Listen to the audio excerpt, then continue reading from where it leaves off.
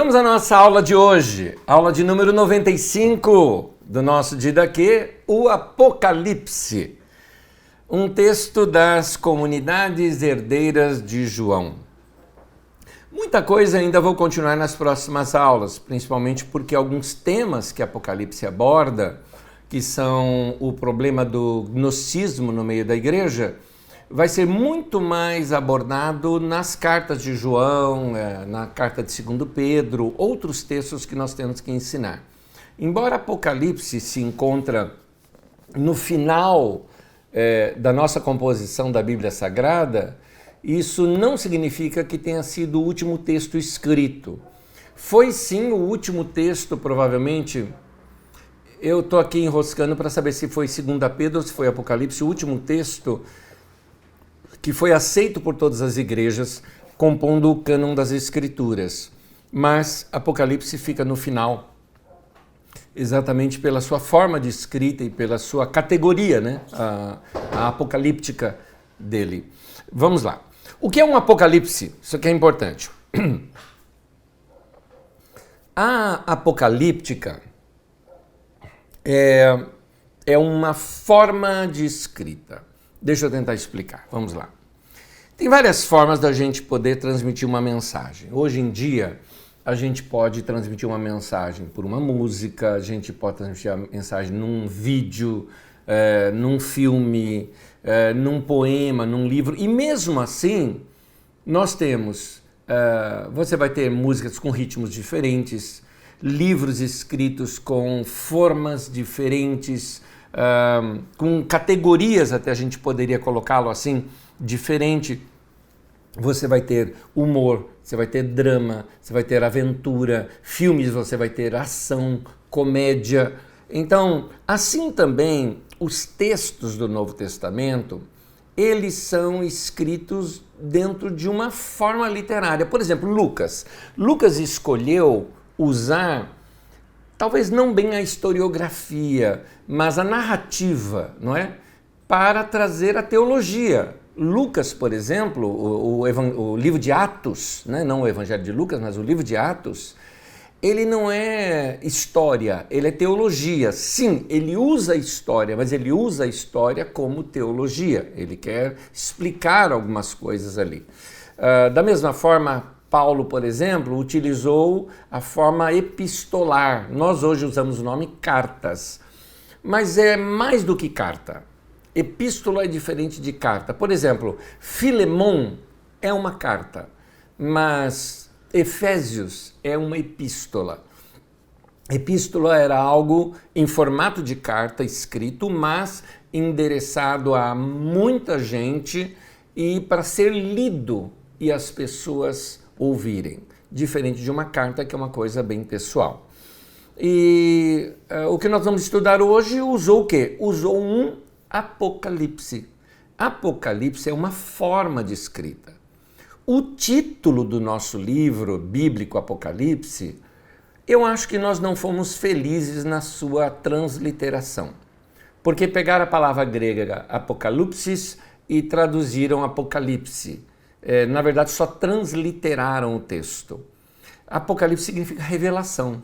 Revelação de Jesus Cristo. Então, o Apocalipse de Jesus Cristo. Revelação. Seria esse o título correto do livro.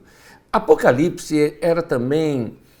Ele é um estilo literário e era uma forma que se inventou para comunicar algo em código que somente o escritor e os seus leitores, a quem ele endereçou o texto, iriam entender.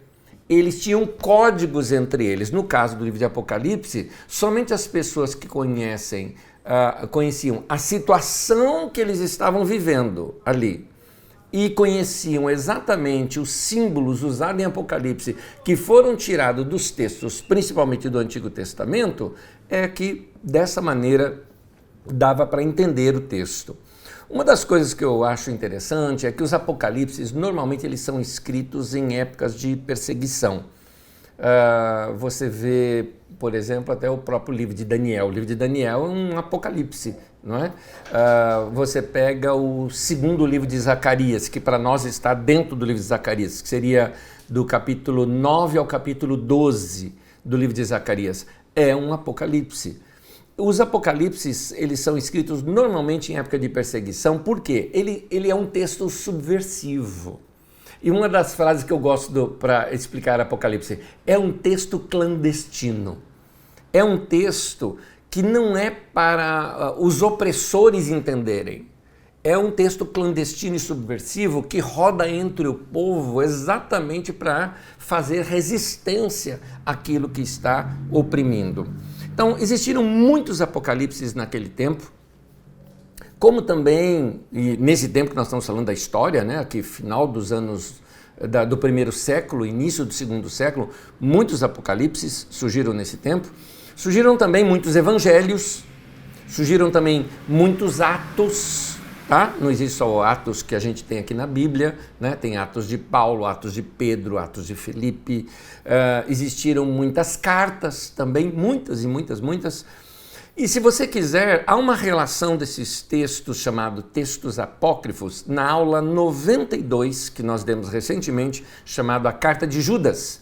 Ali eu faço uma relação, baixa a sua apostila também, que na sua apostila vai ter esse texto por completo, tá bom? Para quem ainda não baixou a apostila, carisma.com.br/didaque, você tem todas as apostilas ali, inclusive a que eu estou recomendando, nós estamos na aula 95, eu estou recomendando da aula 92, onde tem a lista desses livros apócrifos ali, usado como as cartas, os atos de alguns evangelhos e alguns apocalipses também. Nós entendemos que pela direção do Espírito Santo e pelo acordo que houve entre as igrejas, com diversos concílios entre as igrejas, isso já, começando já no século III, mas principalmente no século IV e século V, é que se chegou à conclusão desse cânon das Escrituras que nós temos hoje. Então, entrou para o cânon das Escrituras 4 evangelhos, somente 4, Mateus, Marcos, Lucas e João. Outros evangelhos, como o evangelho de Nicodemos, o evangelho de Tomé, o evangelho de Judas, esses daí não entraram. O evangelho de Maria Madalena, né? São vários outros evangelhos, todos eles considerados apócrifos. Eu já li esses evangelhos e posso lhes garantir que até você também consideraria um texto não oficial, não é um texto que não inspirado, como nossos irmãos tradicionais costumam usar essa expressão, e eu gosto muito. Só entrou uma narrativa, que é Atos dos Apóstolos. Entraram 21 cartas, 13 de Paulo, teve também a carta aos Hebreus, que alguns consideram de Paulo, eu chamo de herança paulina, né? Tanto que nós nem estudamos ela ainda, vamos estudar, porque é uma carta tardia. 3 de João, 2 de Pedro, pelo menos dado como sendo de Pedro, uma de Tiago, uma de Judas, e dos apocalipses restantes na época, nós temos somente o Apocalipse de João, que é esse que nós estamos estudando. O autor desse livro, eu acho interessante, porque ele se apresenta como sendo um irmão. Eu gosto dessa pessoalidade do texto, sabe? Ele não põe títulos, ele não põe função de destaque, né? Ele não fala assim, olha, eu, João, apóstolo de Jesus, nada disso, só João, um irmão. Aliás, olha como é que está no texto bíblico, Apocalipse 1, versículo 9. Eu, João, irmão e companheiro de vocês no sofrimento, no reino e na perseverança em Jesus. Eu estava na ilha de Patmos por causa da palavra de Deus e do testemunho de Jesus. Eu acho fantástico isso. Aliás, um detalhezinho para você. A palavra testemunho de Jesus tanto significa o que você conhece como testemunho, que é falar de Jesus, como o testemunho é assumir publicamente a Jesus, só que tem um detalhe, num tempo em que isso era proibido, porque a palavra testemunho é a mesma palavra de onde vem a palavra mártir. Então, eles entendiam que assumir a postura de um seguidor de Jesus, assumir o testemunho público de Jesus, era decretar sua morte também, né? Ou seja, estou com Jesus até a morte. Ou mesmo que venha a morte, eu não abandono Jesus. É isso que significa que eu sou companheiro de vocês no testemunho de Jesus. No caso dele, foi preso por causa disso. E eu gosto da expressão, ele fala, eu sou irmão e companheiro de vocês no sofrimento. Ou seja, ele também era um perseguido por causa da fé, por causa disso ele sofre, ele está preso, e porque ele está sofrendo, e os irmãos também estão sofrendo, ele tem condição então de falar para eles de coração para coração, não é? Dizer o seguinte, olha, o que vocês estão passando, eu também estou passando, eu também sou um deles, né? João não escreveu assim, como se ele fosse um cara, vamos colocar assim, não sou eu escrevendo aqui por trás de uma escrivaninha para os meus irmãos que estão sofrendo. Não, o João, ele estava sofrendo junto também, né? É isso.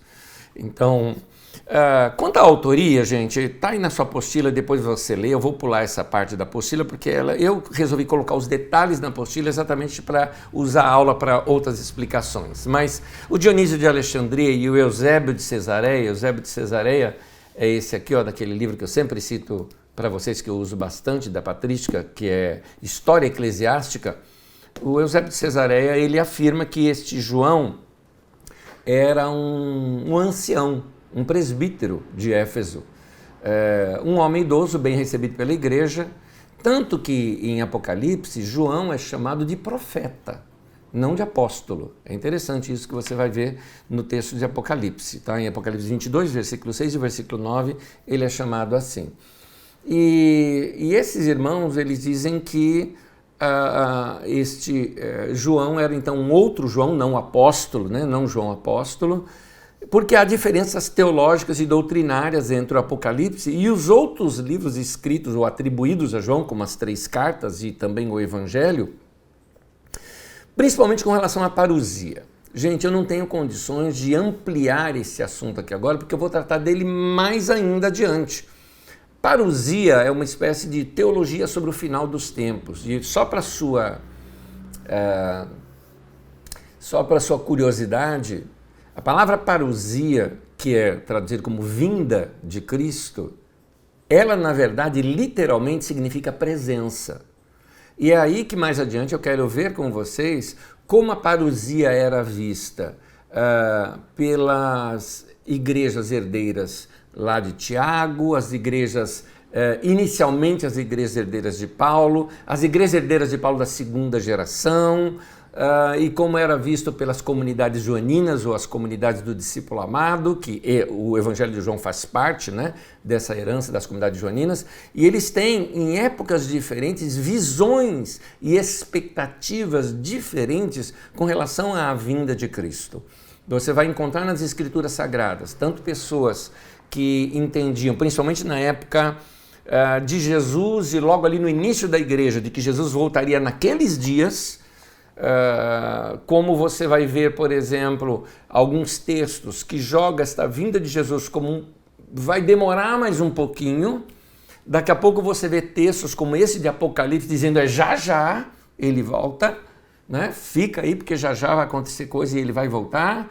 E tem outros, como até no próprio Evangelho de João, que mostra essa vinda de Jesus, essa segunda vinda de Jesus, como a própria descida do Espírito Santo e uma vinda permanente dele entre nós. É interessante todas essas visões, tá? Nesse momento eu não estou aqui dizendo o que está certo e o que está errado, eu estou querendo só dizer que existe isso nas Escrituras Sagradas, mas que nós vamos comentar isso em aulas posteriores. Portanto, perguntas nessa área, guarda aí no bolso, fica para as próximas aulas.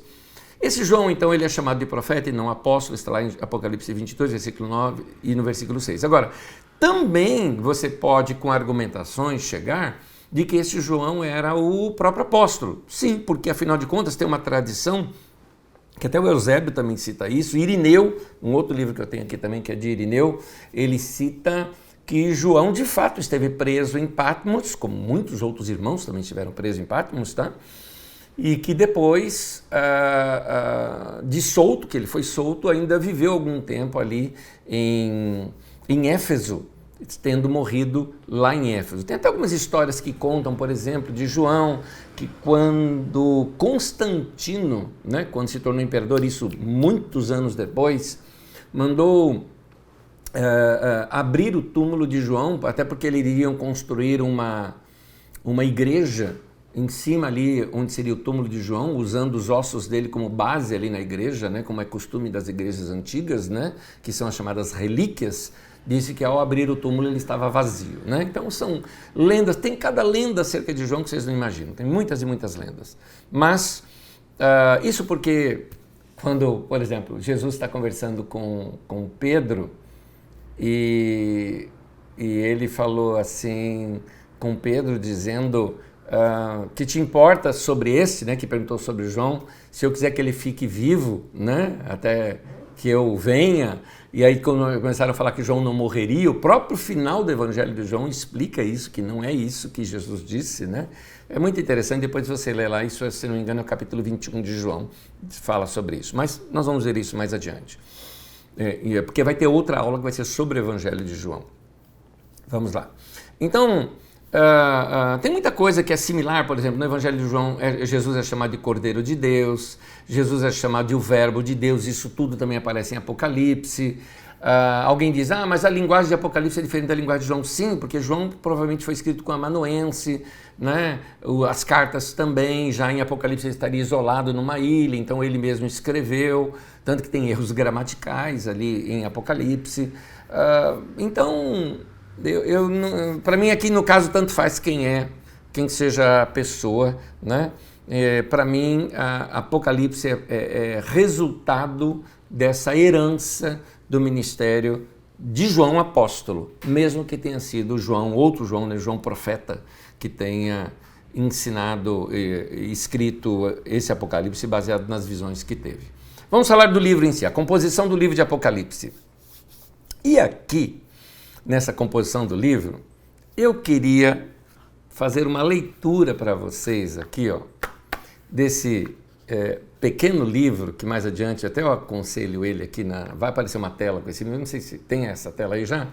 Eu tenho esse livro, A Esperança de um Povo que Luta, de Carlos Mesters. Aliás, tem na nossa livraria, tá? Para quem se interessar.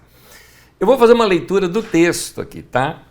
Ele diz assim, que um pedreiro experimentado é capaz de contar a história de uma casa apenas olhando e observando os detalhes. Ele olha para uma construção e ele diz assim, essa varanda foi feita depois. Dá para notar, olha lá os sinais ali na janela e na porta, né? A cozinha foi aumentada. Dá uma olhadinha no piso. Ou aquela viga de concreto ali no teto, ela para ali, então isso aqui foi aumentado depois. E aqui depois ele fez o quarto de dormir aqui dos meninos, deu um puxadazinho aqui no telhado, né? Dá para ver que no começo dessa casa só tinha 2 quartinhos, uma cozinha apertada e um banheiro. O pedreiro sabe disso porque ele entende de construção. Então, olhando para a construção, ele consegue perceber os sinais da ordem em que foi feita aquela construção. E o Apocalipse, diz Carlos Mesters, que depois eu vou fazer mais uma referência a ele, é como uma casa popular. Cresceu aos poucos, de acordo com as necessidades do povo e das comunidades. Então, alguns, entre aspas, pedreiros, ou seja, biblistas, esses que estudam a análise crítica do texto, e biblistas experimentados, pedreiros experimentados, examinaram os sinais na parede, no piso, no teto e no telhado do Apocalipse e concluíram o seguinte. Primeiro, João escreveu os capítulos 4 a 11. Isso foi lá no começo, provavelmente lá no ano de 64. Talvez seja por isso que o Apocalipse é tão direcionado como sendo da autoria do João. Da época da perseguição de Nero. Até porque do capítulo 4 ao capítulo 11 é muito parecido com aquela perseguição que teve de César Nero. Mas anos depois surgiram novos problemas. E a perseguição voltou com uma cara nova.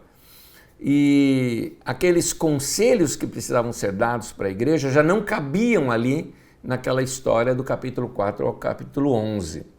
Era necessário aumentar a casa. O povo estava pedindo uma reflexão mais profunda sobre a perseguição e sobre a política do Império Romano. Então, para responder esse problema, João escreve os capítulos 12 até o 22. E isso foi lá no ano de 95. Então, que é a época da perseguição de Domiciano. Mais adiante nós vamos ver aquele mapinha e vocês vão ver isso comigo. Por fim, o que acontece? Depois de pronto isso aqui, escreve-se a varanda da frente, ou seja, os capítulos 1 ao 3, e aí ajeitou o quintal do fundo, usando aquela linguagem do pedreiro que nós começamos a lê-la, né? Dessa maneira, que é o capítulo 22, do 6 ao 21, e pronto, a casa ficou pronta. Esse texto foi retirado e foi adaptado do livro Esperança de um Povo que Luta, Apocalipse de João, uma chave de leitura por Carlos Mesters, da editora Paulus. Muito bonzinho esse livro. Aliás, eu acho que o melhor livro de Apocalipse que eu já vi, tá? Eu tenho vários livros aqui de pesquisa, de estudo, e o que eu gosto nesse livro é o fato da linguagem dele. E me permita falar um pouquinho de Carlos Mesters, porque eu sou um admirador dele. Carlos Mesters é um irmão católico muito inteligente, holandês, fala diversas línguas. Imagina um cara catedrático, fala diversas línguas, teólogo profundo, conhece muito.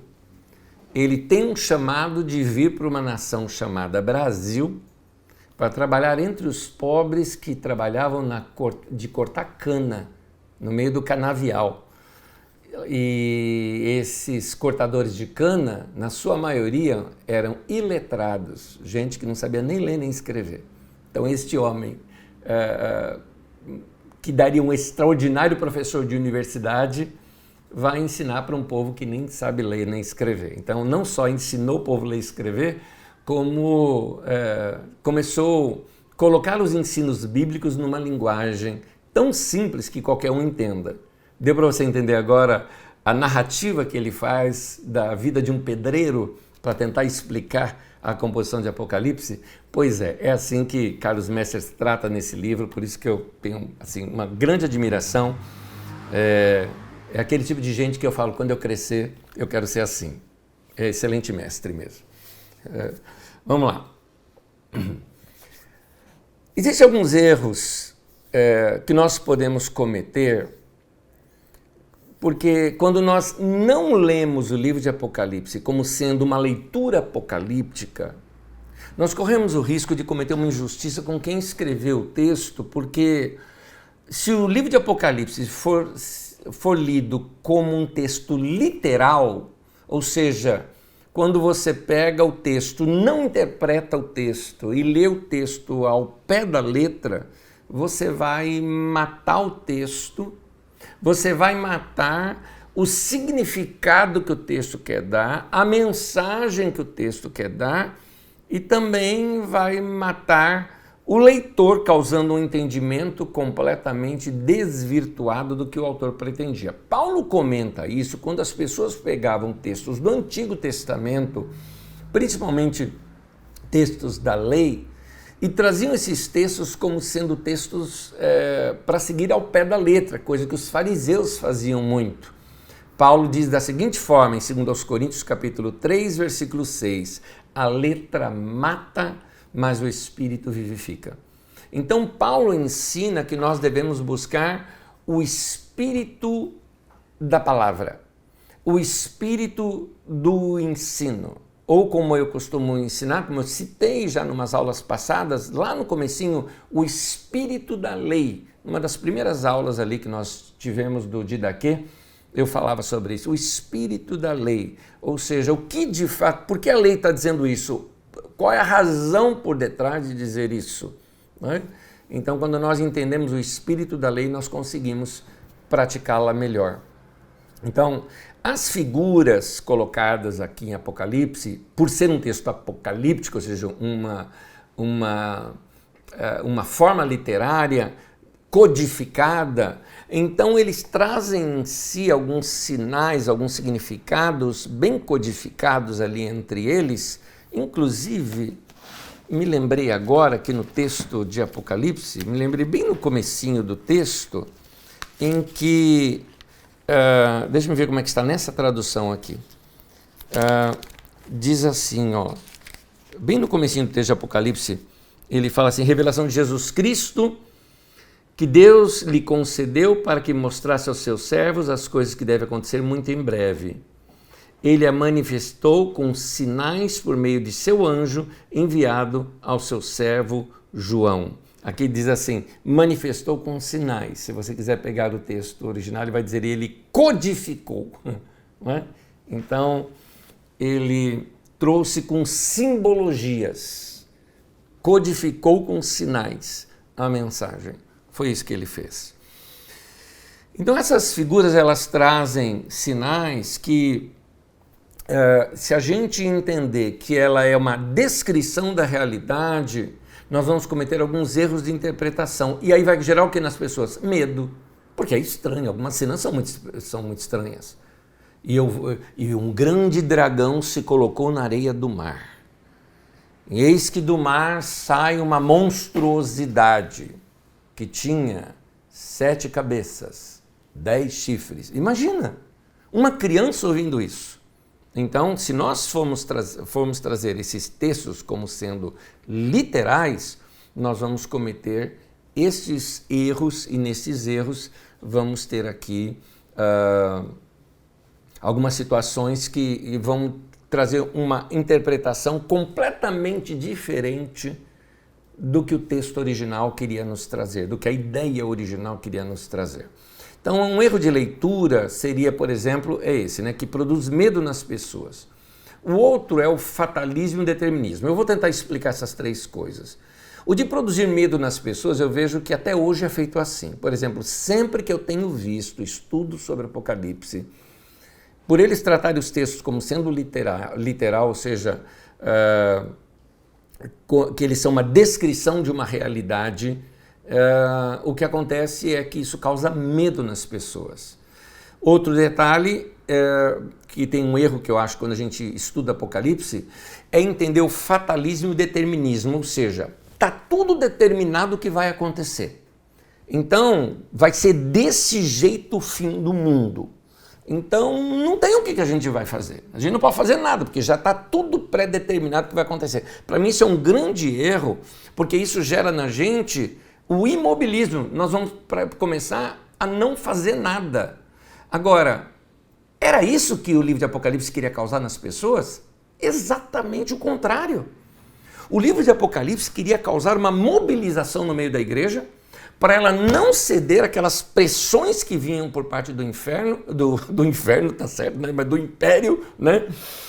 Aquelas pressões que vinham por parte do império, que inclusive no texto do Apocalipse mostra que o império, que seria ali a besta, ela recebe o poder do dragão, que é o diabo. Ou seja, para ele é claro, o diabo está por detrás do império romano, claramente atrás dos seus líderes, porque ali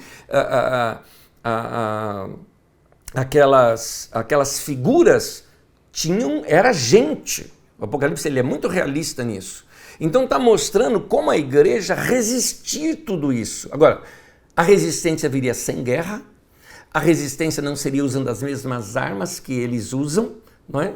E a resistência era mostrada de outra maneira, que nós vamos ver aqui ainda na aula de hoje. Para entender então o texto, aliás, eu tenho uma frase aqui que eu digo o seguinte: se nós agirmos assim, sabe, está tudo determinado e não tem nada que a gente vai fazer, as bestas apocalípticas de hoje continuarão globalizando a miséria e privatizando as riquezas que Deus criou para serem desfrutadas por todos. Então nós vamos ser pessoas inertes e a igreja vai perder a sua palavra profética, o seu viver profético nesse mundo. Você vai entender isso ao longo do nosso texto. Não existe texto sem contexto. Eu acho que já deu para você entender essa frase ao longo de todo o nosso dia daqui. Muitos textos que nós estudamos, ao lê-lo dentro de um contexto histórico, às vezes geográfico, político, econômico, social, texto em que foi escrito, colocar o texto na época em que realmente ele foi escrito, ele ganha completamente outro significado. Um texto que eu vou citar aqui mais adiante, uma aula que eu vou citar mais adiante aqui para você, que é a aula onde eu trato do livro de Daniel, você vai ver, quando você coloca o texto de Daniel no contexto em que ele foi escrito, que foi lá no período dos Macabeus, debaixo do Império Grego, então você vai entender o texto completamente diferente de tanta interpretação absurda que se faz por aí. A propósito, já deu para você notar que Apocalipse não está falando de fim de mundo. Apocalipse está falando que é uma palavra de profecia, que você vai ver mais adiante aqui na aula, é uma palavra de profecia para consolar, para fortificar, para fortalecer nossos irmãos que estão sofrendo debaixo de perseguição. É isso. Não existe texto sem contexto, então vamos começar vendo o seu contexto. Comecemos por César Domiciano. César Domiciano subiu ao trono, ele, como você já viu, deixa eu pular aqui uma coisa, coloca para mim aquele mapa cronológico. No mapa cronológico, irmãos, que vocês estão vendo aí na sua tela, lá no finalzinho dele, na parte superior direita, você tem uma linha vermelha lá em cima, que é a linha do Império Romano. Dá uma olhada ali que você vai ver, olha só. Nós estudamos muito sobre a época de César Nero. Quando Nero morreu, muita gente... pode manter o mapa aí para o pessoal. Muita gente começaram a dizer que César não tinha morrido, que César ia voltar. Apareceram pessoas dizendo que era César, né? Nero no caso, né? Nero, né? Tem tudo isso, muito bem. Nero é substituído por Vespasiano. Vespasiano começa uma nova dinastia. E aí, Vespasiano coloca no seu lugar Tito. Tito Flávio, César Tito Flávio, todos eles são Tito, tá? Tito Vespasiano, Tito Flávio, Tito Domiciano, mas quem é chamado de Tito é só esse aqui. Tito é o general Tito que fez a destruição de Jerusalém, é o próprio. Então ele assume o governo. O Domiciano é irmão do Tito e filho do César Vespasiano. É esse que entra no poder e ele era um grande admirador de Nero. Então, pode voltar para mim. Ele repete tudo que Nero havia feito. Ele tem o lado do populismo de Nero, dando pão e circo para o povo, né? Muitas festas para o povo, distribuindo dinheiro para o povo, festas que duravam dias, paga pelo governo, né? E o povo amando ele. Só que, da mesma forma de Nero, ele também intensificou algo chamado culto ao imperador, porque ele entendia o seguinte, aquela ideia, bom, por que o Egito se tornou uma nação tão forte e o povo era tão submisso ao faraó? Porque o faraó não era um representante dos deuses, ele era o próprio Deus. Da mesma forma, então, o faraó romano, ou seja, o César é um título, tá? Então, o César romano, é a mesma coisa que o faraó egípcio, ele atribuiu a si esses títulos divinos e ele falou, tem que me cultuar, eu sou um Deus e quem não cultuar está morto. Era isso. Então, o cristianismo não aceitava isso. Então, todas as pessoas se cumprimentavam da seguinte forma. Quando você cumprimentava alguém, lembra que você ouve falar, né? Ave César, né? Então, salve César, né? Isso era quando você saudava o próprio imperador, tá?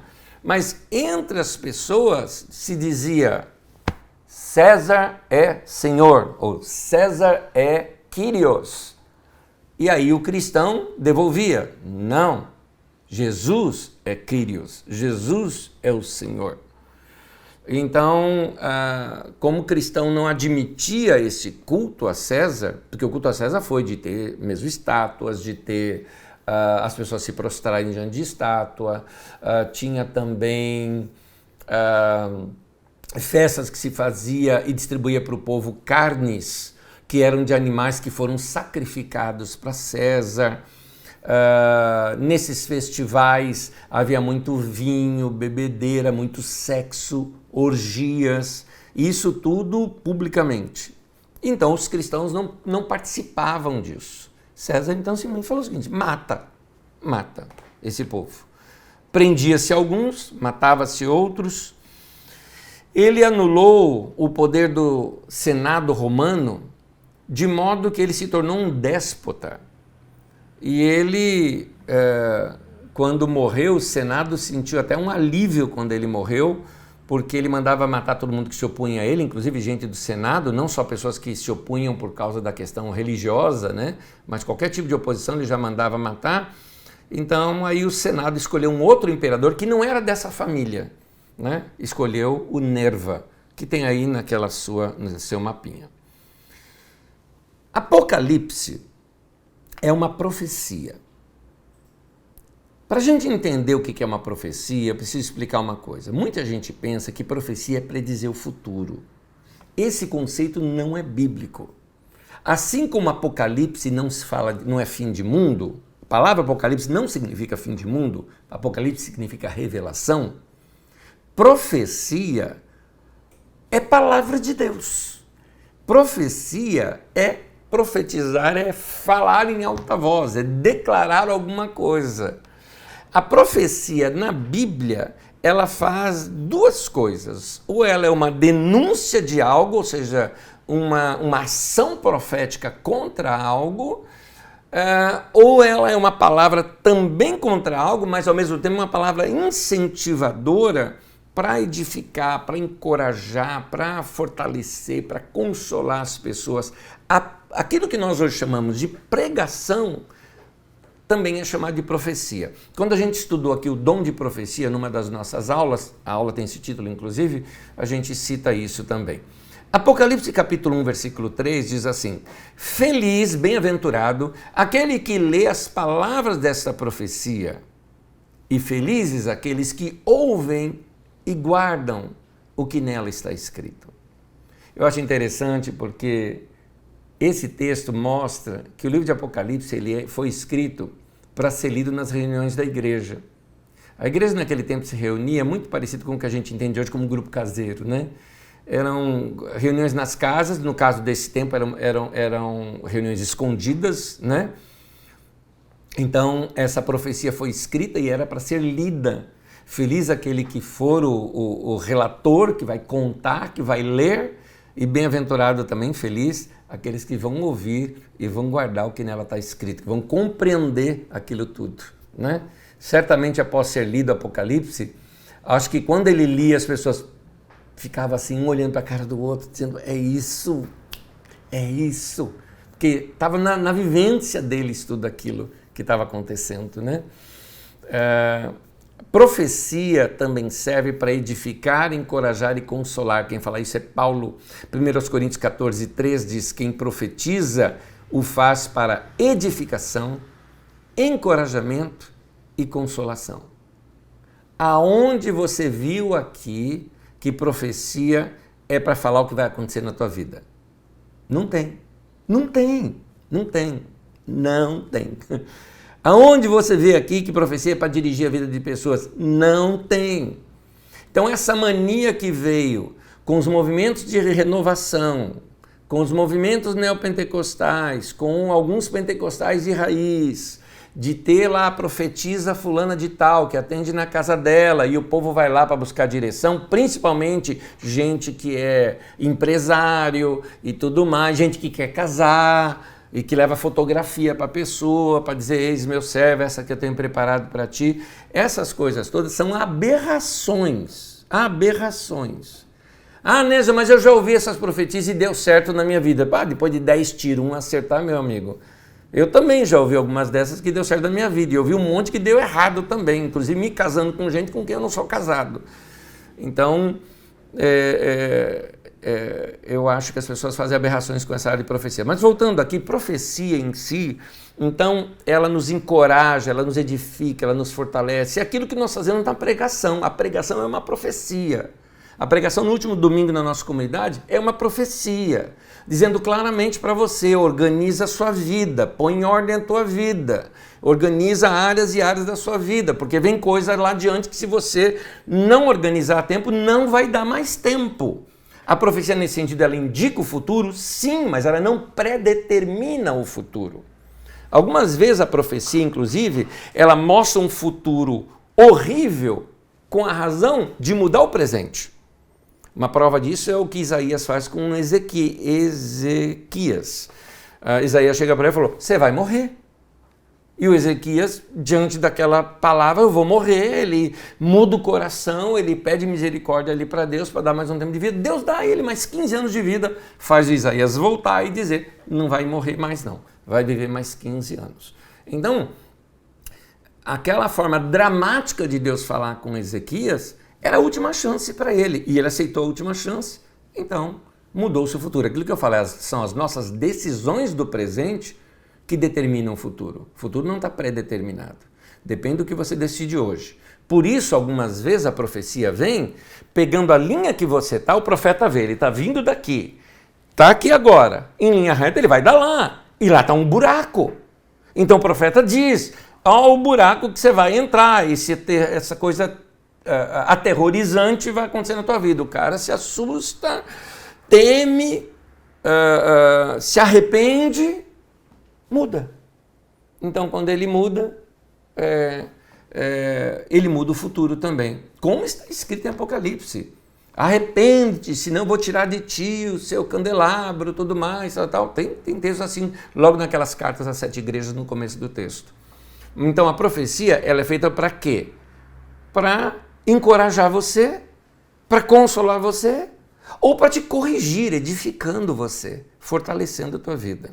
Agora a profecia também, ela é uma denúncia.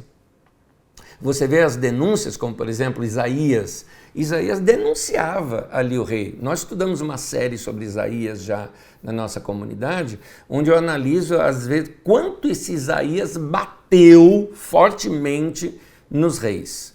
Né? Que ele é como eu acho que ele teve em 4 reinados que ele teve, né? Como profeta. Você vê isso também em alguns textos, até mesmo do Antigo Testamento, quando profetas escrevem textos, como por exemplo, o livro de Jonas. É uma profecia, né? Uma denúncia da xenofobia. Né? Xenofobia é o ódio a estrangeiros, né? Aversão a estrangeiros. Então tem aquela denúncia de xenofobia usando um tal de Jonas, filho de Amitai e tudo mais. Quer dizer, eles pegam uma figura lá do passado para confrontar o quê? A época da liderança de Esdras e Neemias.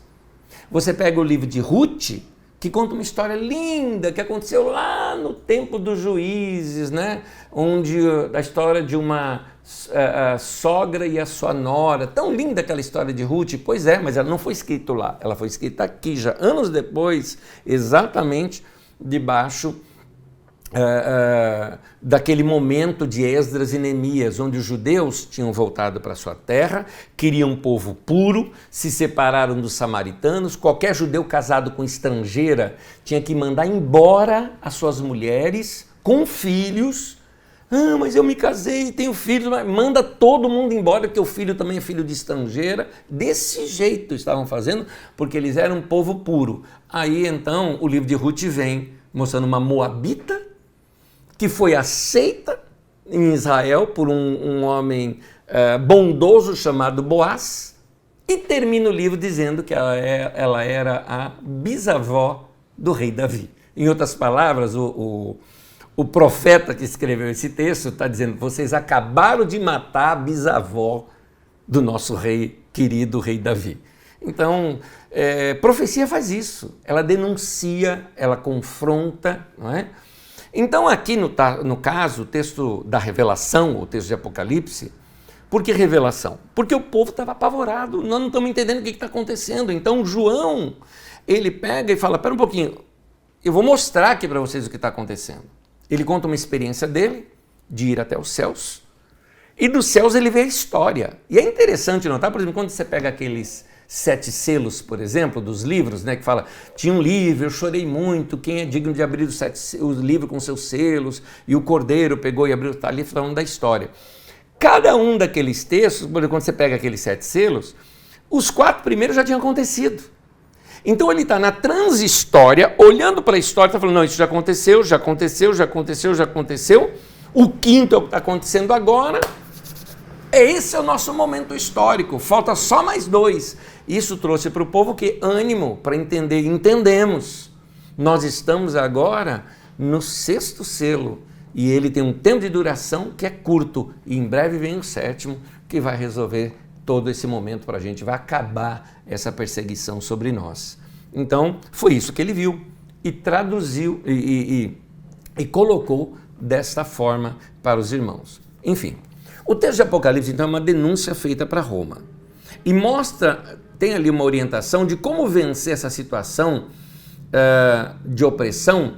Dessa forma, a profecia, essas denúncias e essa forma de mostrar como venceria tudo isso, Isso edificava, encorajava, consolava os nossos irmãos que estavam sofrendo.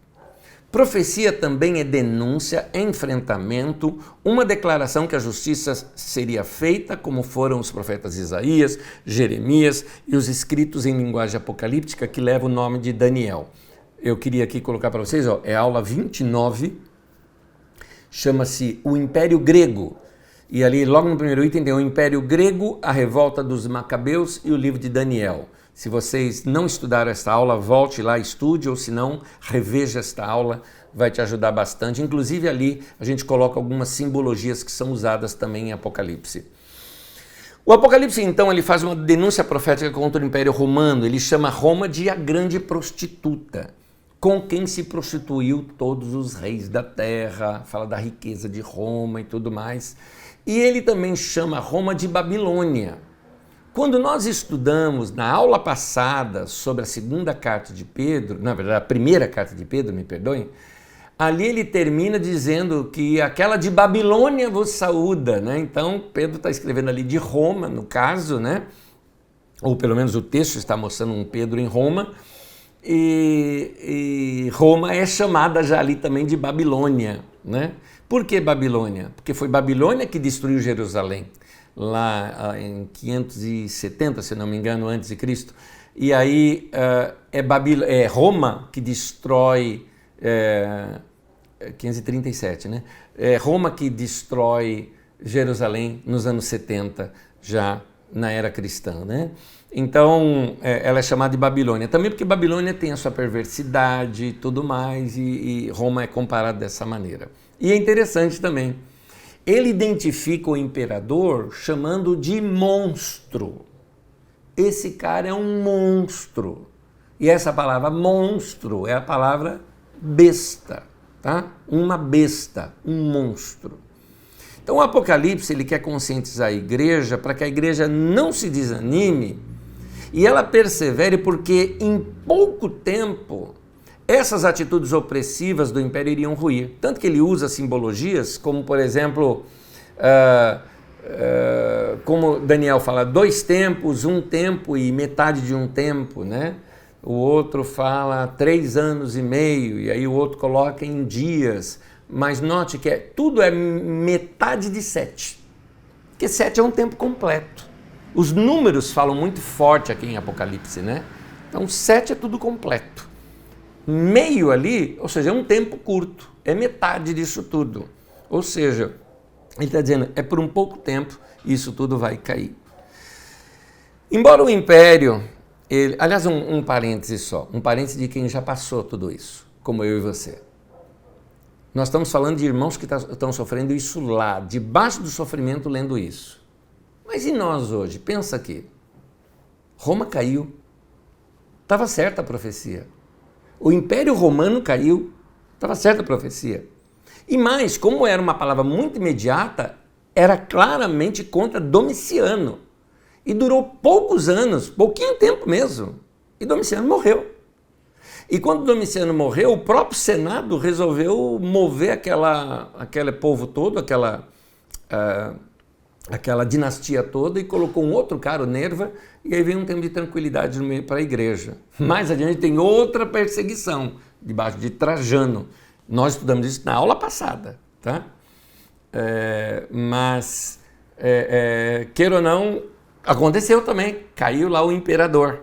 Então deu certo. E a igreja? A igreja persevera até hoje. Então o Apocalipse funcionou. Vamos lá, continuando. O império ele tinha por trás de si o próprio Satanás. Ele era representado num grande dragão e ele seria derrotado por um simples cordeiro manso, sentado no trono do universo, o próprio Jesus. O que isso ensina?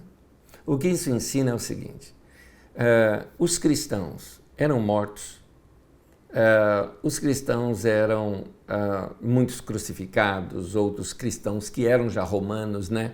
Cristãos romanos, então eles eram decapitados, outros têm histórias que se contam de ser lançados em arena, e aí vão as histórias, né, das mortes diversas de cristãos. Algumas são lendárias, mas outras me parecem ser muito real, porque tem muitos escritos em torno disso. Outros simplesmente rapidamente mortos pelos soldados, né? Enfim, os cristãos esse tempo todo foi ensinado a não resistirem, assim como Jesus, como ovelhas levado para o matadouro, tudo isso. Então, o império era um grande dragão em que não tinha como resistir, né? O Satanás, que era o dragão, estava por detrás daquela monstruosidade que era a besta, e isso não tinha como resistir. Pois bem, o próprio Apocalipse mostra que ele viu um cordeiro no trono, e foi esse cordeiro que venceu o dragão. Então ele mostra que os cristãos, agindo como Jesus, eles iam vencer. E venceram mesmo. Está aqui, nós já estamos depois da história e sabemos que isso aconteceu.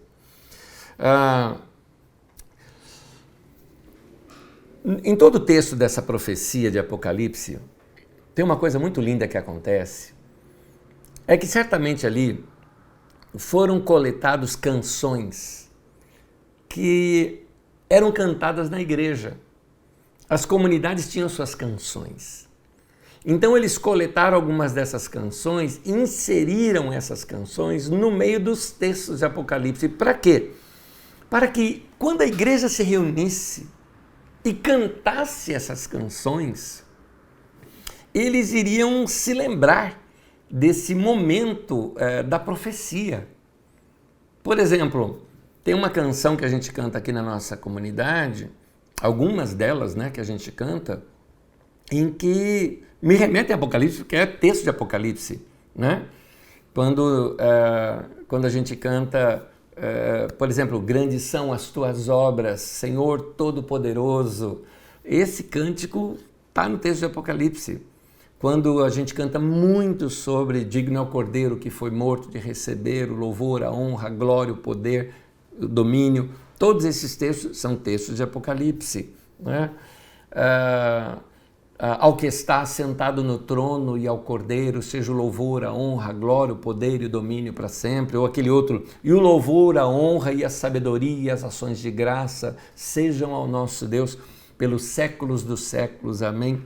Todos esses textos estão em Apocalipse. Ou a famosa Aleluia de Handel, né? Pois o Senhor onipotente reina, né? Então, são textos de Apocalipse. Eu acho lindo que as canções, que a gente cante a palavra de Deus. Mais adiante, aqui nessa aula ainda, eu vou comentar sobre isso, como as nossas canções precisam ser mais proféticas e menos comerciais. Vamos lá. Confronto profético. Precisamos prestar mais atenção no pecado estrutural que existe hoje. As estruturas das nações de hoje, elas são tão demonizadas como era o Egito, Babilônia e Roma. Às vezes nós lemos sobre o Egito ou sobre Babilônia, ou agora estamos vendo sobre Roma, parece que é uma coisa antiga, longe de nós, né?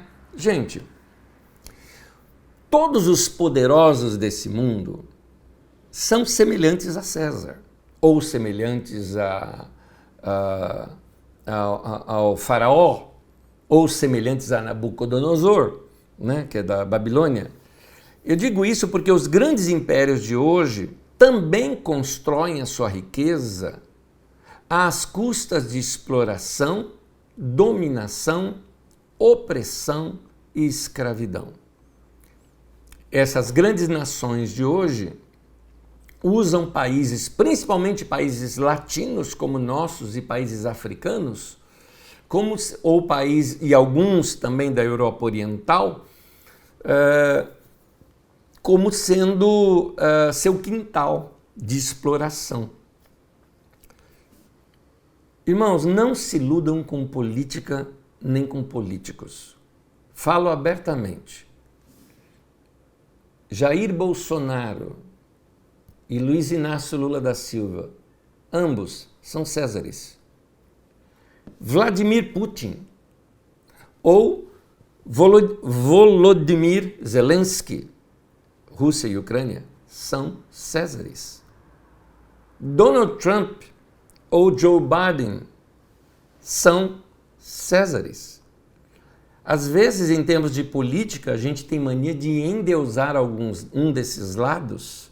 Eu estou dizendo aqui porque esses aqui são lados opostos. Você pode notar que eu citei pessoas opostas. Nós temos mania de endeusar um lado porque nós já demonizamos o outro. Eu quero te dizer que ambos pertencem ao reino deste mundo. Ambos fazem parte de um domínio das bestas. Eu não estou querendo chamá-los de bestas, porque no português a gente ganha um outro sentido, né, da palavra besta. Então eu prefiro chamá-los assim, são Césares, também são monstruosidades. A igreja, ela precisa ser luz do mundo e confrontar essa cultura atual, que é a cultura do anticristo. Tem muita gente achando que vai sair um líder mundial que um dia será o anticristo. Na Bíblia Sagrada já vinha dizendo que o anticristo já está presente no mundo. Olha lá em 1 João capítulo 4, diz isso, se não me engano, no versículo 3, está claramente isso. Já está presente no mundo. Quem nasceu lá na época de João, lá ano 90 e pouco da nossa era, e está vivo até hoje, em 2000 e pouco, por favor. Não existe ser humano vivo nesse tempo todo. Portanto, há muitos anticristos no mundo, há muitas bestas no mundo, há muitas monstruosidades no mundo, há muitos Césares, Neros, faraós no mundo. O que a igreja não pode é se aliar a isso. A igreja, ela não pode se aliar a isso, ela tem que ser o que? Uma voz profética. E a voz profética, como João Batista, ela está no deserto, fora do sistema. Por isso, por ela não estar de rabo preso, ela pode denunciar. Quando a igreja se junta com política, ela se prostitui. Quando a igreja se junta com a política, ela sai do panorama de Deus, que o panorama de Deus é que o reino do Senhor não é desse mundo. Mas eles começam a assumir um reino como sendo desse mundo. Então eles saem do projeto de Deus e eles entram nesse projeto do dragão.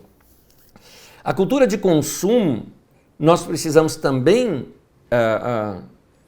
denunciá-la, porque o consumismo dos países ricos causa um custo altíssimo para os países mais pobres.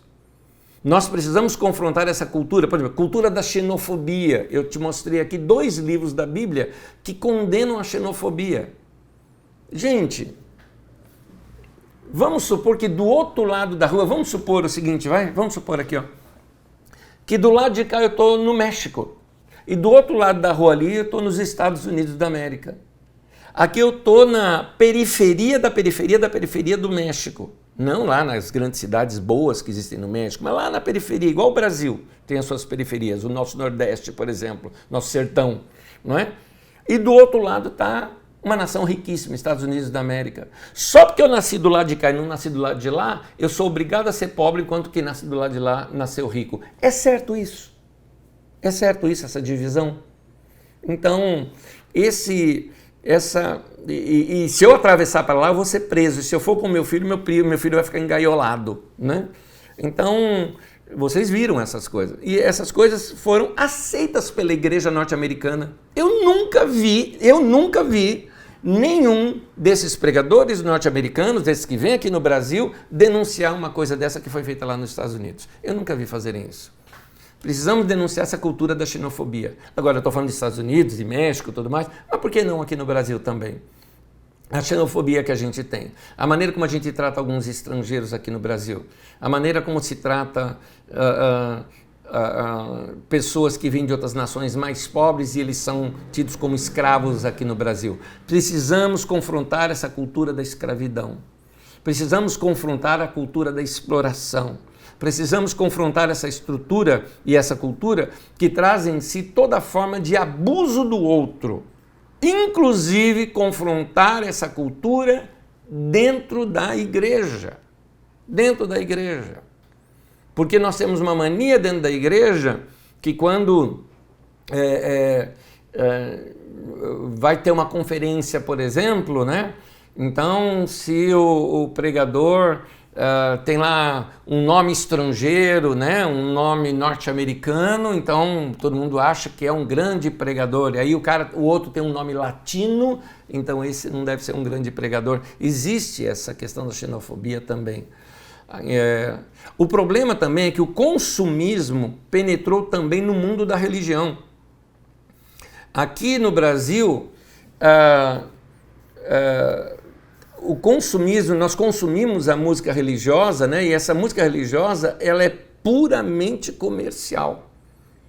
Algumas canções evangélicas hoje falam pouco das escrituras sagradas. Vocês podem notar muitos cantos que tem por aí, o tempo todo é uma cultura egocêntrica, é para mim, sou eu, é Deus cuidando de mim, não é? Sim, eu sei que Deus cuida de nós, eu sei que Deus cuida de mim, eu sei que isso também, de uma certa forma, é consolador.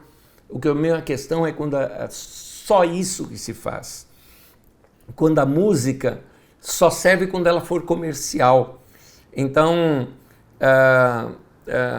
nossas músicas precisariam ser mais proféticas e confrontar nossa cultura que nós herdamos do Império Romano. Em Apocalipse chama muita atenção a questão das bestas. O Apocalipse eu gosto porque ele não fala de forças abstratas. Ele fala de pessoas concretas que encarnam o poder do diabo, o poder do dragão, e os chama de monstruosidades. A besta, ali em Apocalipse, é o próprio imperador. E também toda a estrutura imperial.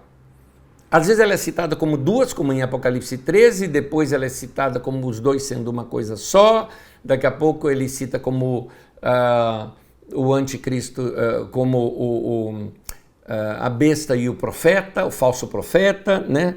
Então, tudo isso está junto ali. O texto diz, eu acho interessante, olha que texto interessante.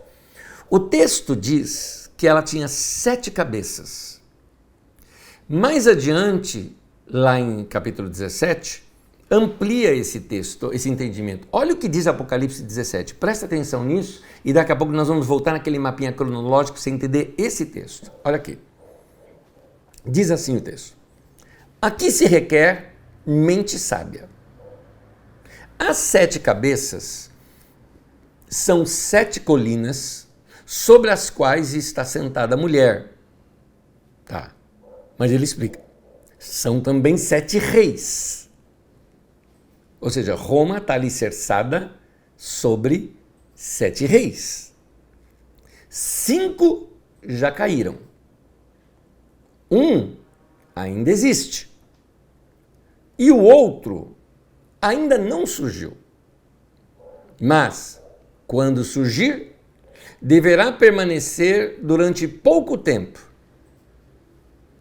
A besta que era e agora não é o 8º rei. É um dos 7 e caminha para a perdição. Mantém o texto aqui. Gente, parece muito confuso, né? São 7, 5 caíram, um existe, outro ainda não surgiu, mas quando surgir deverá permanecer por pouco tempo. A besta que era e que agora não é o 8º, mas o 8º é um dos 7 e caminha para a perdição. Para a gente entender isso, simples. História romana. Vamos abrir o nosso mapinha. Abrindo o nosso mapa cronológico, dá uma olhadinha aí comigo. Vamos contar os Césares. Primeiro, César Augusto. Segundo, Tibério César. Terceiro, César Calígula. Todos eles são César. Depois eu tiro o nome César, mas todos eles são chamados de César, tá? Calígula. O quarto, Cláudio. O quinto, Nero. Aí vem a outra dinastia. O sexto, o Vespasiano. O sétimo, o Tito. E o 8º, que é o que ele diz ali, a besta que era e agora não é o 8º. Mas como assim que era e agora não é? Ele fala, o 8º ele é um dos 7. O que é isso? Eu te explico. Corria-se uma lenda de que o César Nero havia revivido na pessoa do César Domiciano. Por isso, a besta, elas são duas, uma que emergiu do mar e a outra da terra, mas ao mesmo tempo elas são uma. Da mesma forma, esse oitavo rei, ele é também um dos 7. Ou seja, para eles, o Domiciano era o Nero reencarnado. Não que a igreja achasse isso, mas os romanos achavam isso. Mas da mesma forma como Nero perseguiu a igreja, César também estava perseguindo a igreja. Vamos ler mais textos bíblicos. Apocalipse 13, versículo 3. Uma das cabeças da besta parecia ter sofrido um ferimento mortal, Nero. Mas o ferimento mortal foi curado, e o mundo todo ficou maravilhado e seguiu a besta. É interessante as lendas que se corriam acerca de Nero, de que Nero havia revivido, de que Nero primeiro que Nero voltaria, que ele reapareceria. E o caso é o seguinte: nós estamos do lado de cá, nós estamos do lado dos cristãos. Os cristãos, quando a gente fala de Nero, a gente pensa num monstro, né? Numa besta, né? Numa monstruosidade. Mas não era assim que os romanos viam Nero. Nero era populista. Nero era aquele imperador que o povo chorava de vê-lo. Nero, ele era tão populista, gente, que Nero, sabe o que ele fazia? Ele às vezes vestia com roupa de plebeu, ia para o meio das festas, no meio do povo, e ficava no meio do povo. E ninguém sabia que ele era o imperador. E ele às vezes perguntava para o povo o que achava do imperador, o que achava que o imperador deveria fazer.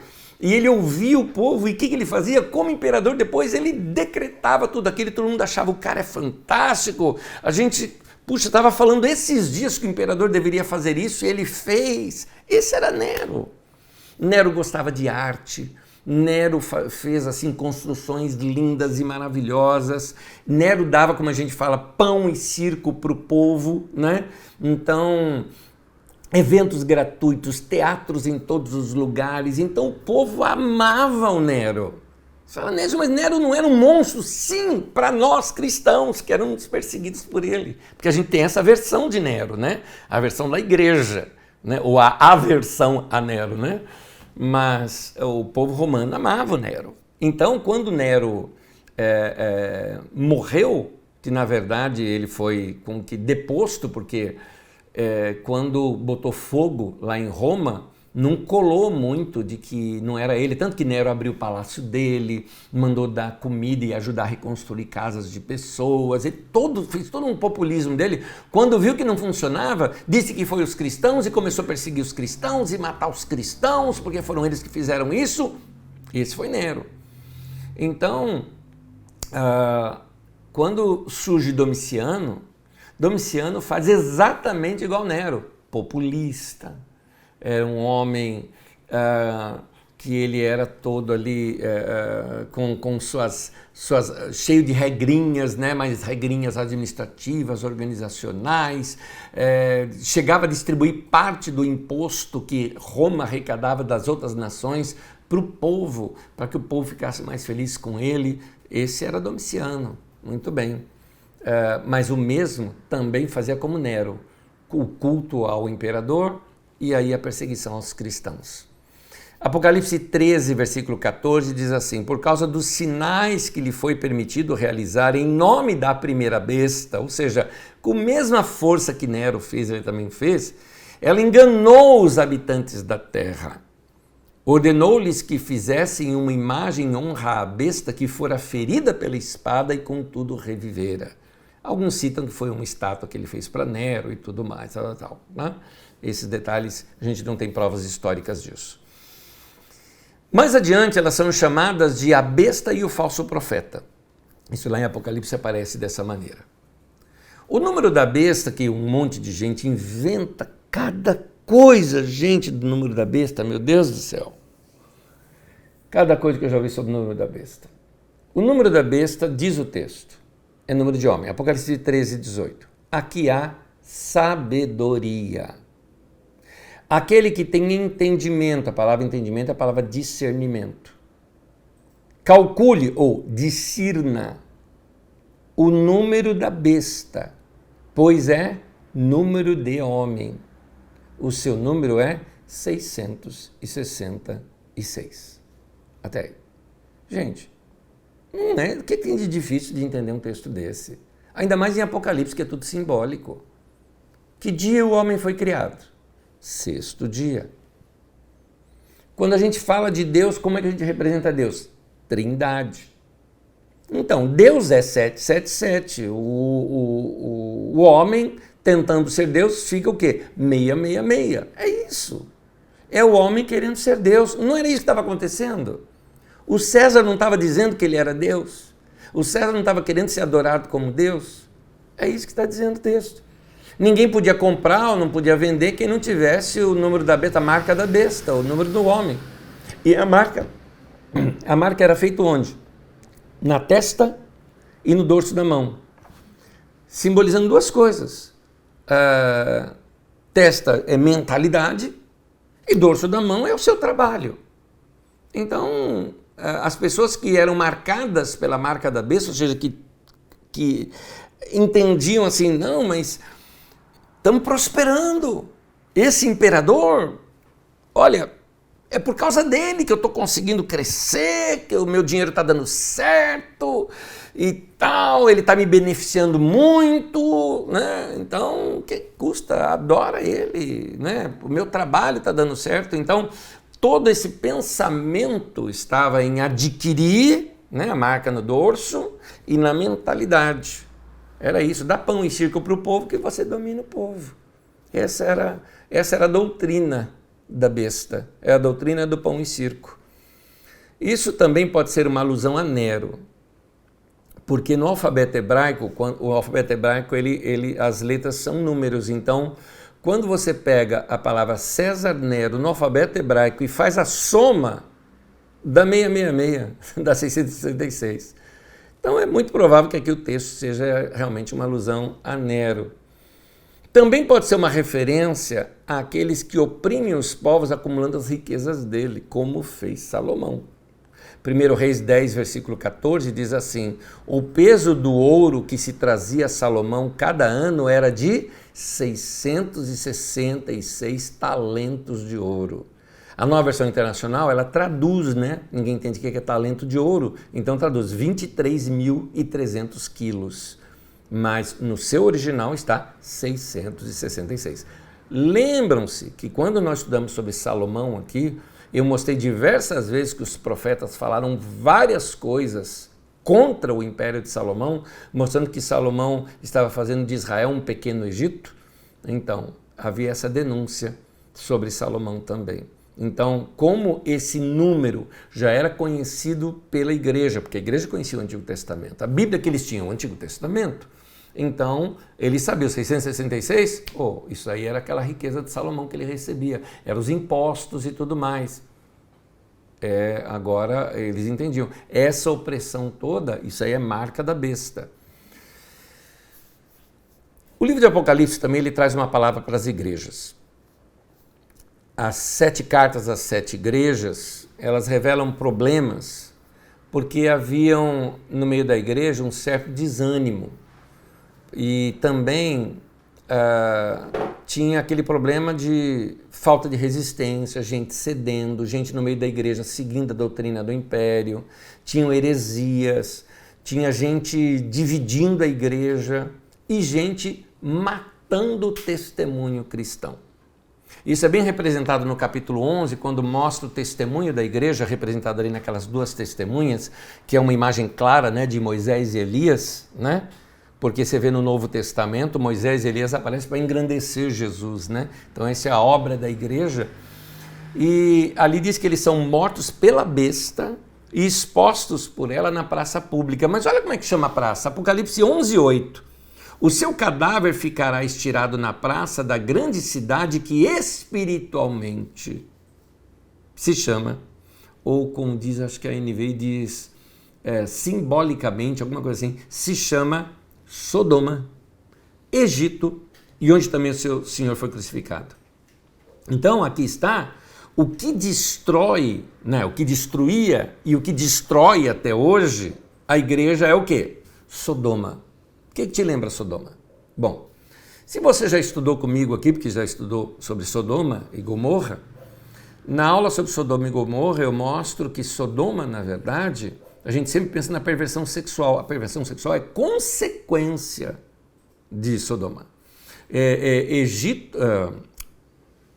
Ezequiel, o profeta Ezequiel, ele fala que este foi o pecado de Sodoma, a sua próspera tranquilidade.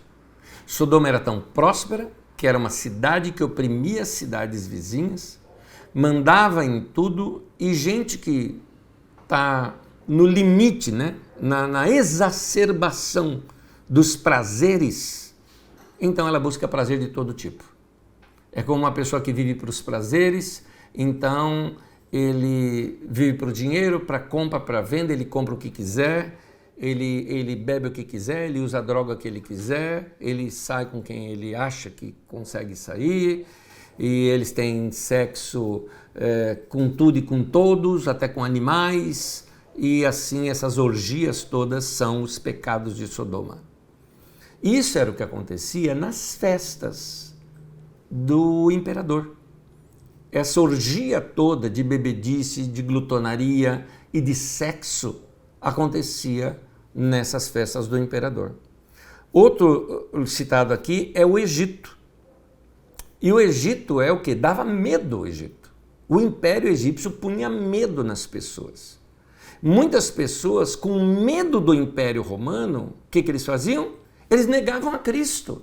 Vocês se lembram? Aula passada. Se você perdeu, assista a aula passada. Na aula passada eu conto uma história posterior a essa, é lá sobre a perseguição de Trajano, onde um homem lá na Ásia Menor, Plínio, o jovem, ele escreve para Trajano dizendo que alguns cristãos ali, ele chamava e quando ele pressionava, eles negavam. Não, eu nego, eu adoro. Ele ia lá, adorava o César e tudo mais. Enfim, com medo do império, ele cedia. Então, você pode se afastar e causar um dano para a igreja ou destruir o testemunho da igreja quando você se envolve com os prazeres do mundo, quando você se envolve com o medo do império aqui do Egito, né? Medo do que a sociedade vai falar, medo de assumir que é cristão publicamente, né? Medo de falar de santidade na internet. E Jerusalém, desvios doutrinários. É provável que os desvios doutrinários enfrentados na época sejam o gnosticismo. Eu não vou te explicar o gnosticismo agora, porque ele faz parte das próximas aulas. Então, nas próximas aulas eu vou tratar bastante, principalmente quando nós estudarmos as cartas de João e também a segunda carta de Pedro. Possivelmente o que aparece em Apocalipse, os nicolaítas, Jezabel, os que seguem a doutrina de Balaão, e que estavam convencidos de conhecer as profundezas de Satanás, está tudo aí na sua apostila que eu citei. Estes prestavam culto ao imperador, se prostituíam nas orgias e nestas festas comiam carnes sacrificadas ao imperador. Os textos bíblicos dizem isso. Então, a igreja enfrentava esses problemas. Enfrentava também, continuava aquela velha perseguição dos judeus. Alguns judeus influentes na cidade, talvez na cidade grande, quem sabe até na cidade ali de Éfeso ou alguns outros lugares, né, como Pérgamo, por exemplo, e alguns outros, eram chamados de os da sinagoga de Satanás. Era assim que eles eram chamados. Muito bem. Nessas 7 cartas, Jesus exorta essas comunidades algumas coisas. E aqui ficam os conselhos também para a gente. Primeira coisa, voltem ao primeiro amor. Essa aqui é uma exortação que serve para todos. Volta ao primeiro amor. Não abandone a Jesus se prostituindo com outras coisas. Fica o meu conselho a você, meu querido irmão cristão, amigo, que até é membro da nossa comunidade, que se envolveu demais com as orgias da política, e aqui eu não estou falando de sexo. Se arrepende, meu irmão. Volta a pregar o evangelho. Alguns de vocês, se eu pegar sua rede social, você fala mais de política do que você fala do evangelho. Então, volta para Jesus, meu irmão. Volta para o primeiro amor. Porque a boca fala do que o coração está cheio. Um coração cheio só disso. É que nós já passamos esse período eleitoral e tudo mais, mas ele vai voltar. Ele vai voltar. Aí eu quero ver esses Neros aí ressuscitando e aparecendo no formato de outra besta por aí, não é? Então, volta ao primeiro amor. A igreja tem que estar fora dessas coisas. Segunda coisa, não tenham medo. Não tenha medo de assumir que você é um cristão. Não tenha medo de assumir sua paixão pela palavra de Deus. Não tenha medo de assumir aquilo que Jesus chamou você para fazer. Eu vou contar uma história minha. Eu acho que eu nunca contei isso em público. Acho. Quando eu era um jovenzinho, eu tinha uma namorada, gostava da minha namorada, claro que eu gostava dela, como qualquer jovem que namora, né, gosta da namorada, gostava dela. Ela era crente, como eu era crente também, tudo mais. Só que eu era muito dedicado à igreja, porque já estava naquele período em que eu já tinha recebido claramente um chamado meu para o ministério, eu sabia que eu era pastor, eu fazia vigília direto, essa era a minha paixão. Então eu era enfiado dentro da igreja, era isso. Ela um dia se encheu disso, e ela um dia chegou para mim e falou o seguinte: decida, ou o teu ministério ou eu. Eu falei, tá decidido já, tá decidido. Deus te abençoe. Então, eu respeito essas pessoas até hoje, eu entendo que aquela moça era uma jovenzinha também, né? Na sua... no calor, né? De sentir que ela era preterida, né? Diante daquilo que eu entendia ser meu chamado. Ela fez a sua reclamação e hoje eu até entendo ela, mas a minha resposta ainda continua sendo isso. Então, quando a gente se casa, a família vem primeiro do que o ministério. Mas enquanto não é casado, meu querido, o ministério vem antes.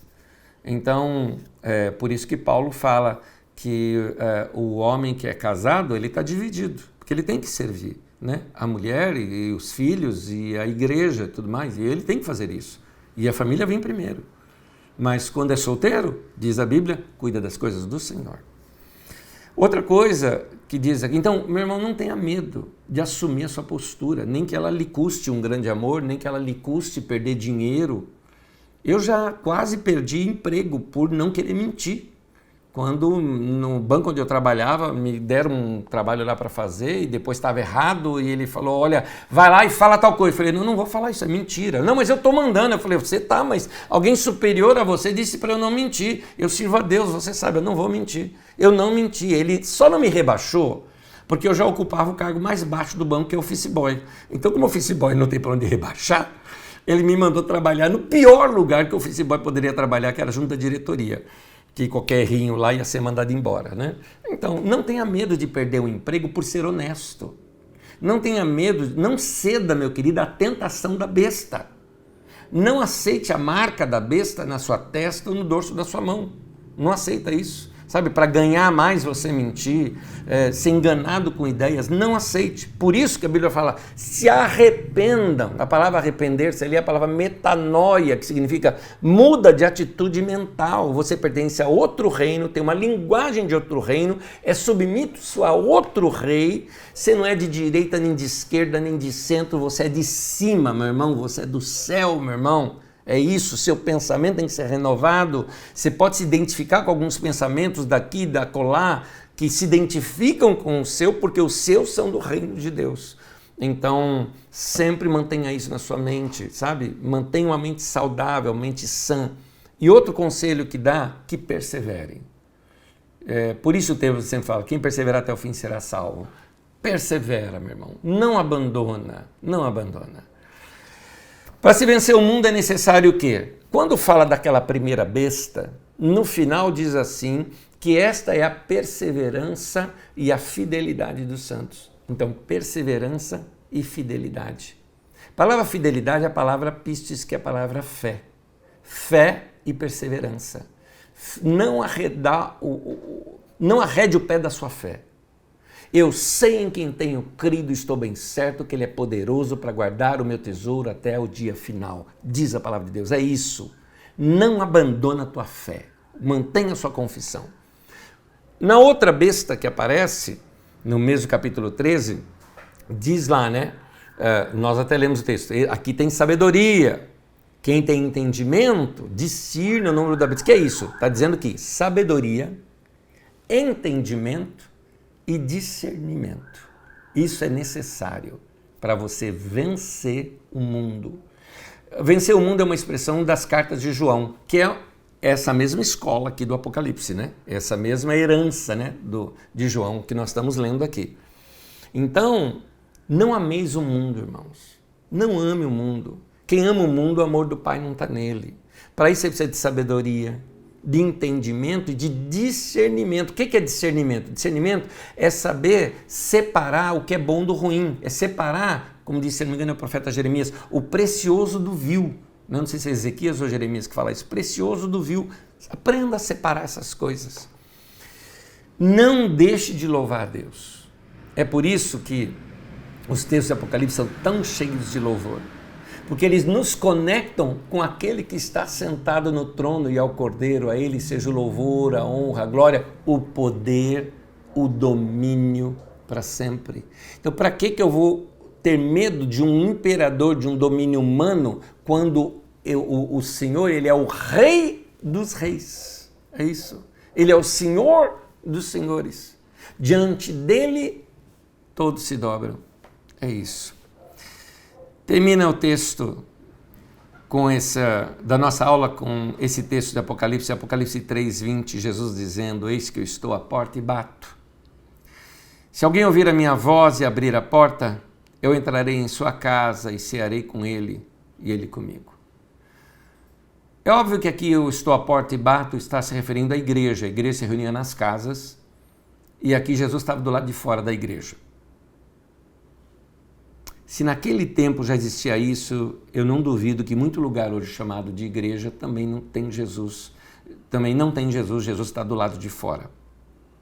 E ele fala, se alguém ouvir a minha voz, tem muita igreja que tem muito barulho dentro e Jesus está do lado de fora. É importante a gente saber isso, que às vezes tem tanto barulho dentro da igreja, a gente está vendo tanta outra coisa que menos Jesus, e ele está do lado de fora, batendo na porta. E ele continua dizendo, se abrir a porta, eu vou entrar na casa. E aí eu vou ter uma ceia com ele. Eu vou cear com ele e ele comigo. Nós vamos ter comunhão. Querido, eu termino dizendo que esse é um chamado para a nossa comunhão com Jesus. E é assim que a gente vence o mundo nos nossos dias. E é assim que a gente não se contamina e não pega a marca da besta nos nossos dias. É assim que a gente vai ter uma mente renovada e que nós não vamos viver por egoísmo, só puxando para nós. Nós vamos ter a marca de Jesus na nossa testa. O texto também fala que os santos são marcados com a marca de Jesus na testa, não é? Nós vamos ter a marca de Jesus na testa, que é uma mente renovada. Não vos conformeis com esse mundo. Não pegue a forma deste mundo, mas transformem-se, passem por uma metamorfose, pela renovação da sua mente. E assim você vai conhecer a boa, perfeita e agradável vontade de Deus, que é participar da ceia do Senhor com você todos os dias. Faça sua ceia todos os dias com o Senhor Jesus.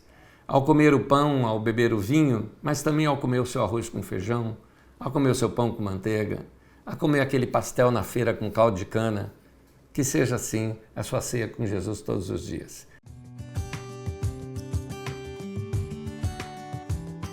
Queridos, eu sei que muita gente estava aguardando essa aula de Apocalipse, que eu confesso para vocês, é a que mais me perguntam sobre o daqui. Quando é que você vai ensinar sobre Apocalipse? Aí está. É que eu acho que muita gente estava achando que eu ia ensinar por último Apocalipse. Mas vocês perceberam que eu estou indo por ordem cronológica? Tem livros que são escritos depois de Apocalipse, que nós vamos estudar ainda. E um detalhezinho, eu ainda vou utilizar algumas aulas para fazer algumas pequenas costuras de assuntos que são quase que assuntos inventados ou assuntos criados em laboratório teológico, que não são assuntos claramente explícitos na Bíblia Sagrada, como o assunto sobre arrebatamento da igreja. Alguém fala o seguinte, Anésio, eu li um livro chamado Deixados para Trás, o que eu faço? Faz a capa do livro, querido, deixa para trás, deixa isso aí para trás. Porque não é o que a Bíblia ensina, isso são construções feitas. Você vai ficar surpreso, inclusive, se você nunca viu um ensino meu sobre essa área, você vai ficar surpreso em saber que nunca na história da igreja e eu tenho aqui todos livros antigos aqui, tudo de história da igreja. Nunca na história da igreja se ensinou sobre arrebatamento da igreja do jeito que é ensinado hoje nas igrejas inglesas, norte-americanas e latinas. Por que a igreja ocidental ensina dessa maneira? Pois é, só começou a ser ensinado de 1830 para cá, baseado numa profecia que foi dada por uma moça que terminou a sua vida num hospício. Só para você saber. Mas isso vai ser falado em aulas posteriores. Nenhuma pergunta sobre isso no momento, porque não é o nosso tema. Meu tema era o livro de Apocalipse. Quando eu falava o tempo todo, gente, Apocalipse não está falando do final do mundo. Apocalipse está ensinando como a igreja enfrentar a opressão e a tribulação do Império Romano. Eu até usava outro termo, eu falava, está ensinando a igreja a dar golpe de Estado, né? Como é que a igreja enfrenta Roma? É isso. Como é que ela faz? Através do amor, da paciência, da perseverança, de sabedoria, e é assim como nós aprendemos aqui. E abrindo a porta da casa e deixando Jesus entrar, sendo manso e humilde como Jesus. É assim que a gente também vai vencer o mundo nos nossos dias. Amém. Vamos lá. Algumas perguntas que me vieram aqui, alguns são comentários, outras perguntas, vamos a eles aqui. Fátima, Anésio, aula preciosa, nunca ouvi explicações sobre o Apocalipse dessa maneira, aliás, poucos têm conhecimento deste livro, suas aulas agregam muito às nossas vidas. Que bom, Fátima, você vê, é uma questão da gente estudar, ler, não é? Um dos grandes erros das pessoas é só lerem trechos de Apocalipse. E faça a leitura do livro inteiro, várias vezes. Eu fiz isso. Eu tive a coragem de um dia chegar para Deus e falar, eu não acredito nisso aqui. O livro de Apocalipse aberto na minha frente, aqui assim, eu vendo aqui, falei, eu não acredito nisso. Eu não estava dizendo para Deus que eu não acreditava na Bíblia, eu não estava dizendo que eu não acreditava no livro de Apocalipse, eu estava dizendo que eu não acreditava no que eu estava entendendo do livro. E então o que eu fiz? Peguei o livro, como dizia minha avó, de cabo a rabo e li, e li, e li, e li, e li 37 vezes, para depois começar a interpretar o livro. Então, mesmo assim, foi aos trancos e barrancos que eu fui entendendo, porque a maioria dos livros ao nosso redor tinham outros tipos de forma de exposição. Volto a recomendar, livrinho muito bom, vale a pena. Livraria da Carisma. Vamos lá, pessoal da livraria, compra mais, porque isso aí vai sair bastante.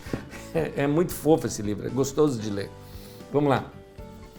Carlos também pergunta aqui para mim. Obrigado, Anésio, ótima aula, como sempre. Eu gostei dessa frase. César, Nero, Império, populismo, pão e circo.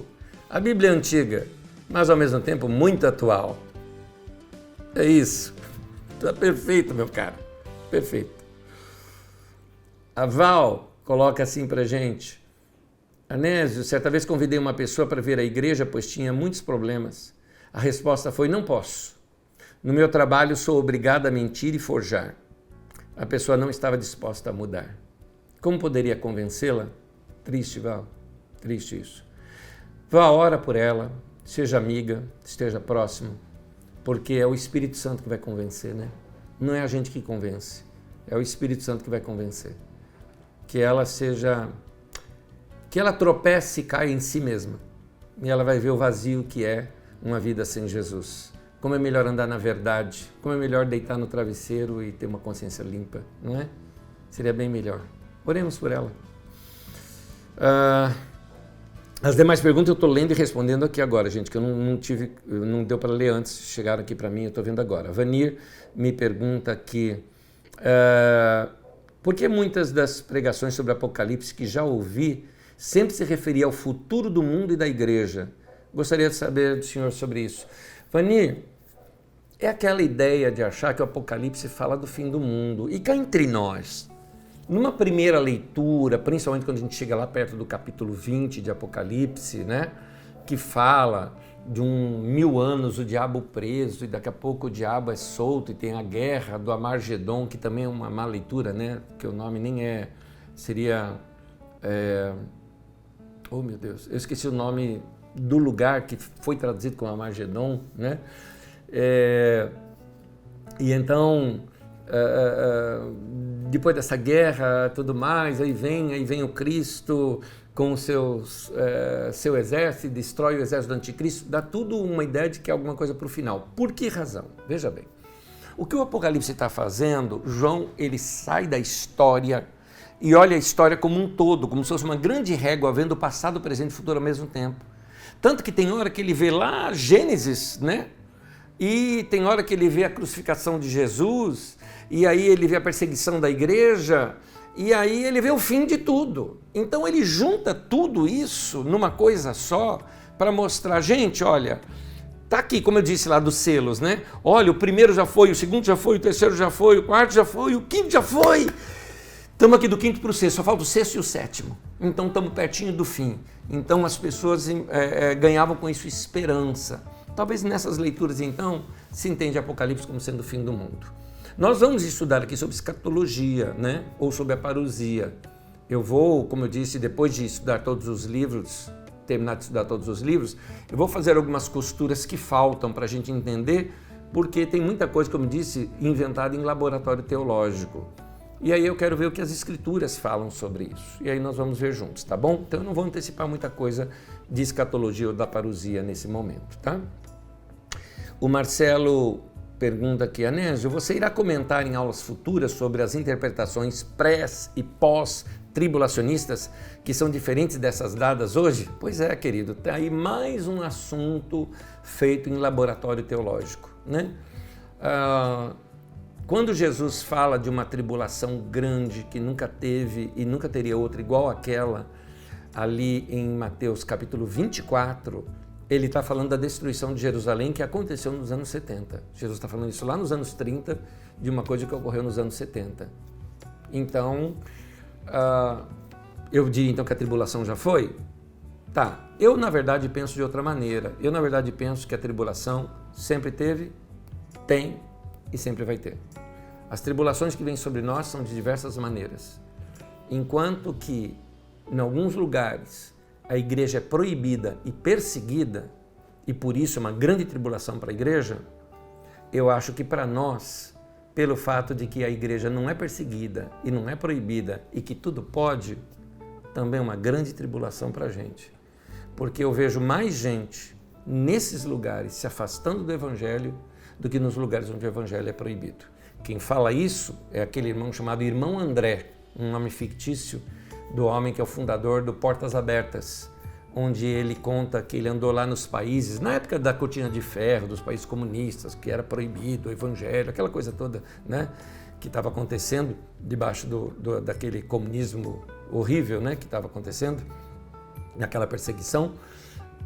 E ele disse, eu encontrei mais fé ali do que eu encontrei quando voltei para os Estados Unidos da América, onde nós temos liberdade religiosa. Então é interessante, né? E aqui, eu não entendi aqui o nome, o Doni, há alguma associação de Mateus 24 com o livro do Apocalipse? Olha só que pergunta, acabei de responder uma aqui. Então, na verdade não.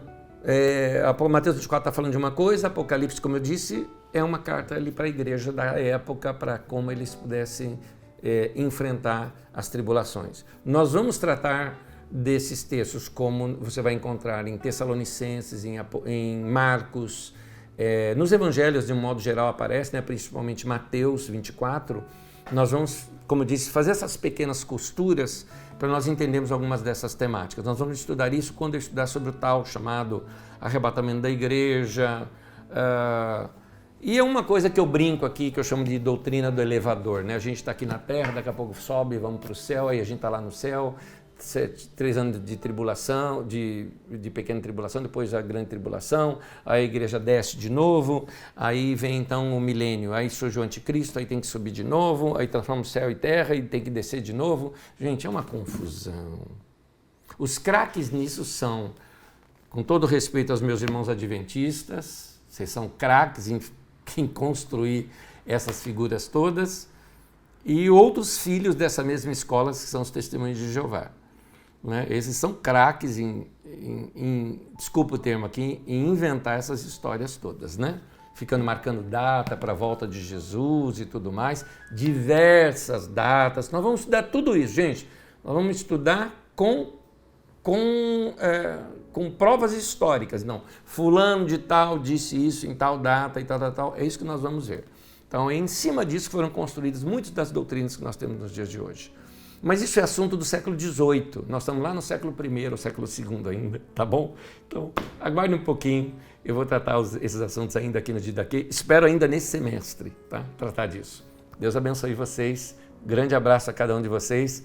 Leiam o Apocalipse agora com uma mente bem mais aberta. Volta a minha recomendação. Leia esse pequeno livreto, muito bom de se ler, gostosinho. E faça novas leituras de Apocalipse, de modo a você edificar o teu coração e saber o que é a escola joanina, né? Ou seja, a herança que essas igrejas que foram inspiradas pelo nosso querido irmão João lá no passado deixou para nós. Não ame o mundo, nem o que está no mundo, porque quem ama o mundo, o amor do Pai não está nele.